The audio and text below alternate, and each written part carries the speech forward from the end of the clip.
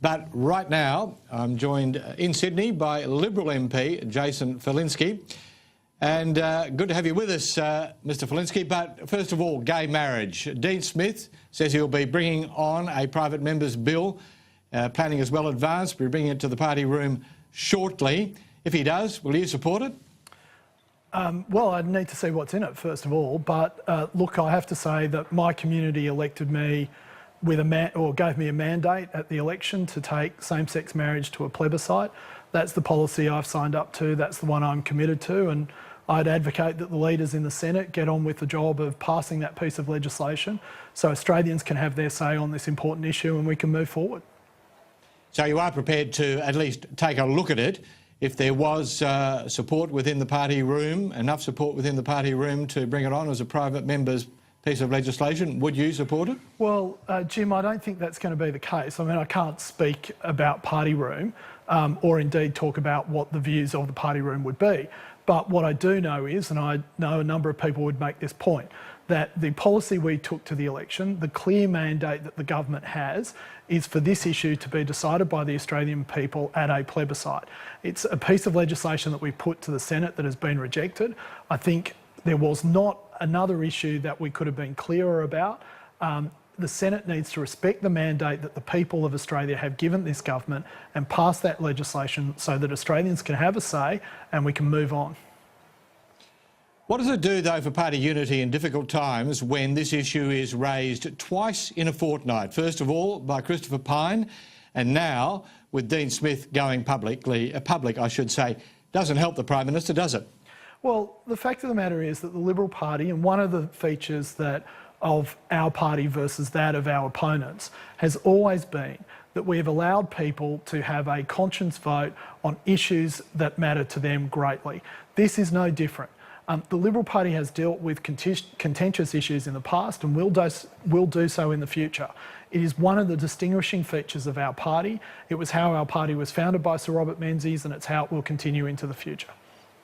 But at the moment you're saying you won't deal with it, that you'll stick with what you're stuck with, and despite the continuing pressure from the public for it to be dealt with and rising pressure from within your own ranks, you're saying you won't deal with it. Well, Jim, let me be very clear on this. I'm saying that I will deal with it, that the party will deal with it, but we will deal with it with the mandate that the people of Australia gave us.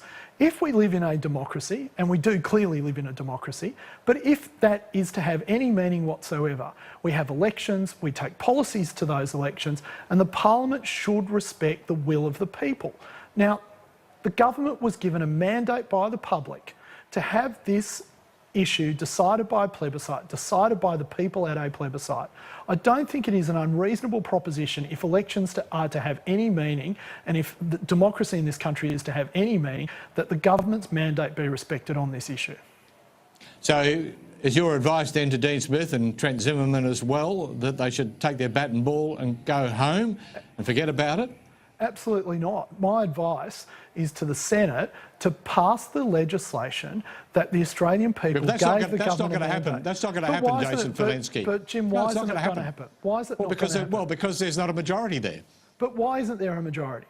Why is it that the Liberal Party needs to change its views? Because you don't have a majority. The government doesn't have a majority. I understand that. But why is it that the Liberal Party needs to change its views on this issue, but the members of the Senate don't need to comply with the views of the Australian public, which were expressed so freely at the last election, which was which was just over a year ago? Okay, let's move on to another issue. In recent days, Tony Abbott's been beating the drum for more grassroots democracy within particularly the New South Wales branch of the Liberal Party. He suggests that people are told to turn up, pay up and shut up. Is he right, and do you think there does need to be more democracy within the New South Wales branch? Well, I for one believe in democracy, and I think you can't have enough of it. My only concern with the proposals that are being put forward is that we make sure that there are the appropriate checks and balances in place so it doesn't become a free-for-all, or else we'll end up like the Labor Party in New South Wales, which has plebiscites that is so riven with factions that the N40 rule of the Labor Party in New South Wales is used more than a rank and file pre-selection, where factions do deals in back rooms, and that the members of the Labor Party have even less say than members of the Liberal Party currently do. So it is important that whatever change we make, that we do so knowingly, and we ensure that there are the appropriate checks and balances in place so that the new pre-selection system will work properly. We don't want to throw the baby out with the bathwater and end up with a system that doesn't work at all. Now, if my memory serves me correctly, you are, in your pre-selection, or were, a beneficiary of the current system. Why would you want it to change? Because I believe that the causes of freedom and liberty are best expressed through the Liberal Party, that we need to always be changing and reforming our own party to ensure that people have as much say and are as engaged as much as possible. You are quite right to point out, Jim, that if there had been a plebiscite system, then my path in the pre-selection process would have been even easier. So yes, I declare I do have some self-interest in this. However, having said that, I honestly believe that if people have more say over who their elected representatives are, they will feel greater ownership of that. A bit like some would say if we change to same-sex marriage, if we give people a direct say on that issue, they will feel greater ownership over the issue and the result. And so whatever we can do to get greater engagement within the Liberal Party, greater engagement amongst those people who support us, is something that we should be constantly looking at and always generating new ideas about. Now, just to one final issue before I let you go. On the other side of the political fence, the Labor Party is going through something of a catharsis over Israel and Palestine. It is the case, is it not, that Benjamin Netanyahu is not making life any easier, or not making the prospect of a two-state solution, which the coalition also supports, more likely by retrospectively legalising settlements in areas where they were not legal when they were built? Well, I think it would be an understatement to say that the politics of the Middle East is complex.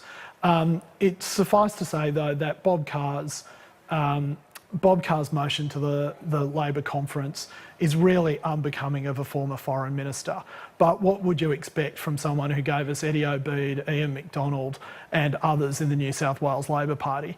The fact of the matter is that to undertake a unilateral recognition of the Palestinian state without proper frameworks in which to do that would be a regressive step for long-lasting peace in the Middle East. And that is something that I know every member of Parliament is committed to and trying to get achieved in Australia and globally. Joseph Falinski, do appreciate your time. Thank you very much indeed. Thank you, Jim.